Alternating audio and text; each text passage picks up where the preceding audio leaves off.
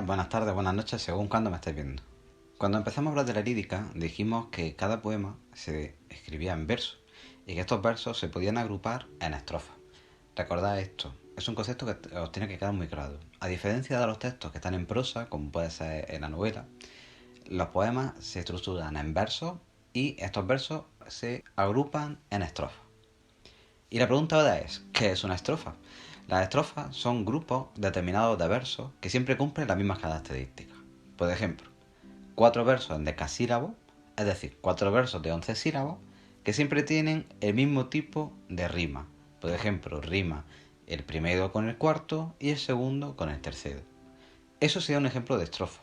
Hay una gran cantidad de estrofas en la lengua castellana, así que lo que vamos a hacer es observar las más importantes y las que tenéis que saber reconocer. Vamos a empezar por el más sencillo, el padeado. Este solo tiene 2 versos y los 2 versos riman. Fácil, ¿no? No importa que sean versos de arte mayor o de arte menor, es decir, pueden ser octosílabos, endecasílabos, dodecasílabos, incluso de 19 sílabas si queremos. La única condición es que estén agrupados de 2 en 2 y que rimen los dos. En segundo lugar tenemos el terceto, que son grupos de 3 versos. Estos versos pueden ser de cualquier tipo, trisílabos, pentasílabos, heptasílabos, no importa. Lo que sí importa es el tipo de rima, que debe ser consonante. Los tercetos suelen rimar de forma encadenada, es decir, entre sí. Normalmente van a rimar van a dejar un verso suelto y el tercero va a volver a rimar con el primero. Pero en el siguiente terceto, ese verso que habíamos dejado suelto va a rimar con el primer verso del segundo terceto, haciendo una especie de cadena. A, B, A sería el primer terceto, B, A, B el segundo, por ejemplo. Aunque en ocasiones se van añadiendo rimas nuevas. Aunque he comentado que el tipo de verso da igual, lo más común es que los tercetos sean versos en decasílabos. Es lo más frecuente. Y es lo que podemos encontrar, por ejemplo, en los sonetos. Los sonetos se componen normalmente de 2 cuartetos y de 2 tercetos. A diferencia del terceto, tenemos la soleá, que es prácticamente lo mismo, solo que son versos de arte menor, es decir, siempre van a ser versos menores de 9 sílabas, y el tipo de rima es asonante. Y ahora entramos en el grupo más numeroso, las estrofas de 4 versos, que son muy parecidas entre sí. Lo único que cambian es si son versos de arte mayor, si son versos de arte menor y el tipo de rima. En primer lugar, uno de los más comunes, el cuarteto. El cuarteto siempre va a estar compuesto por versos en decasílabos. Su rima va a ser consonante y su estructura va a ser A-B-B-A. Este cuarteto, junto al terceto que hemos mencionado antes, son las 2 estrofas que suelen conformar los sonetos, uno de los poemas estróficos más famosos y célebres de nuestra literatura. Sin duda ha sido el tipo de poema que más se ha repetido a lo largo de la historia de la literatura española, por lo que es muy importante que sepa reconocerlo. Siempre se compone de 2 cuartetos y 2 tercetos.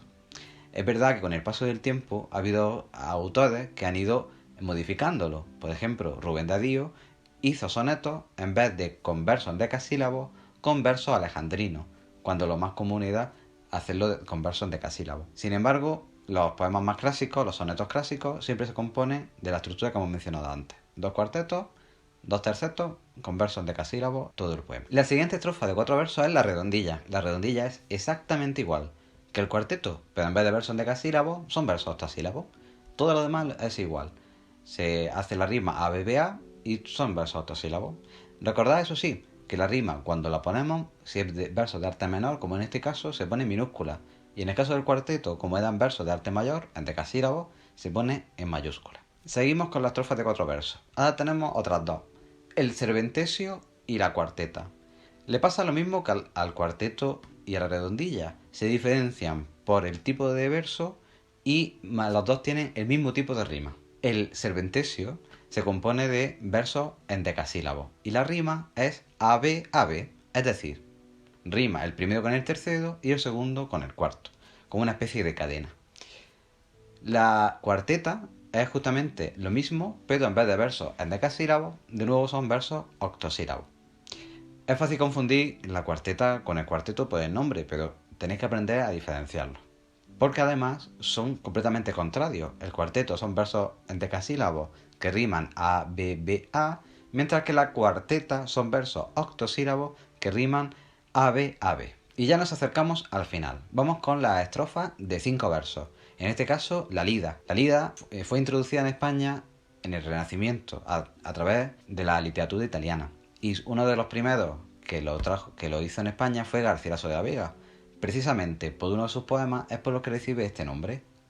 La Oda a la Flor de Nido, en cuyo primer verso se menciona este instrumento musical, que por cierto, como menciono en la introducción de la lírica, es el instrumento que da nombre al género literario. La lida es un tipo de estrofa compuesto por 5 versos repartidos entre heptasílabos, es decir, de 7 sílabas, y en decasílabas, de 11.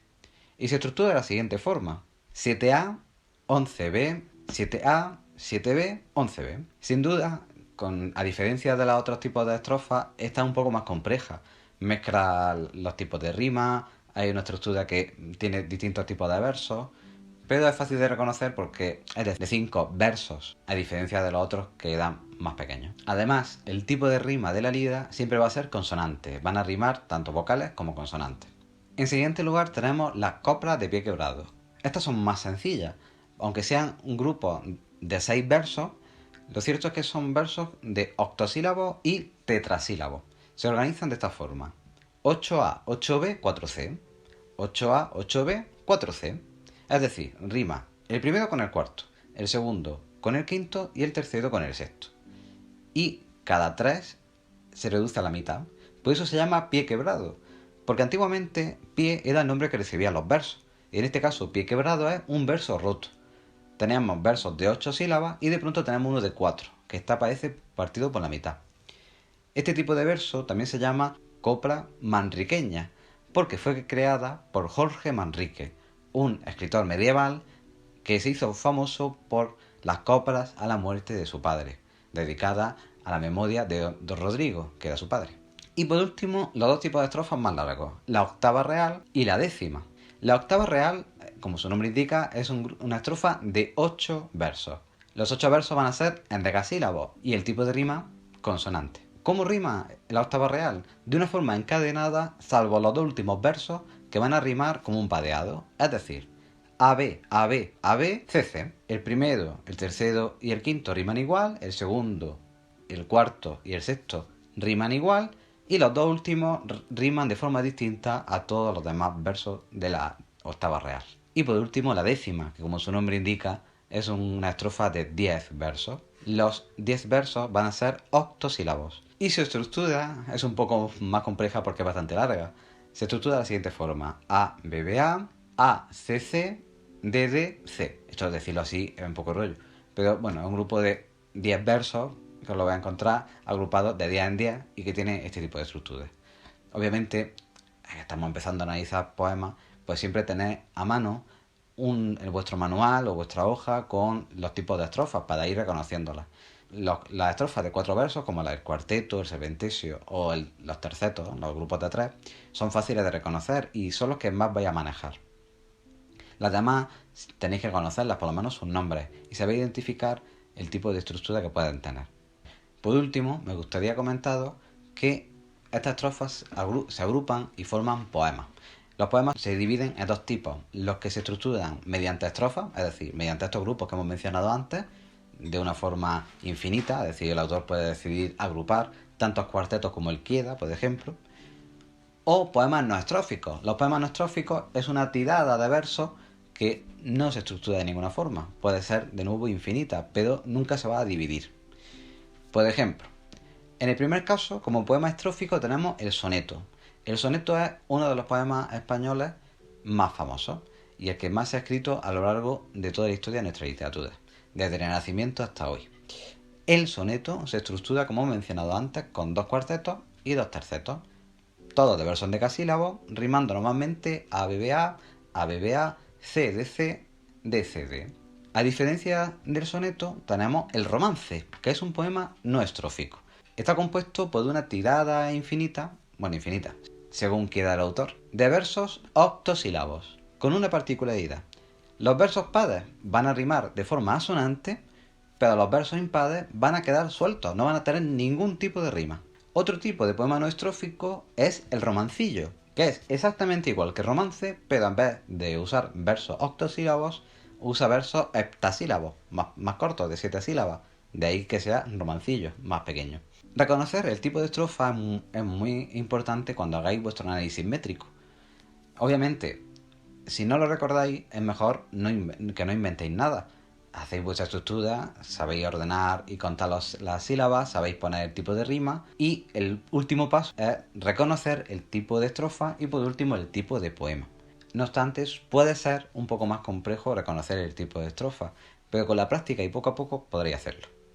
De momento eso es todo. Recuerda revisar los otros vídeos de la lírica que tenemos y si tienes alguna duda puedes dejarlo en la caja de comentarios que hay abajo o mandarme un correo al email que siempre tenéis de contacto, también en la descripción del vídeo. Hasta pronto.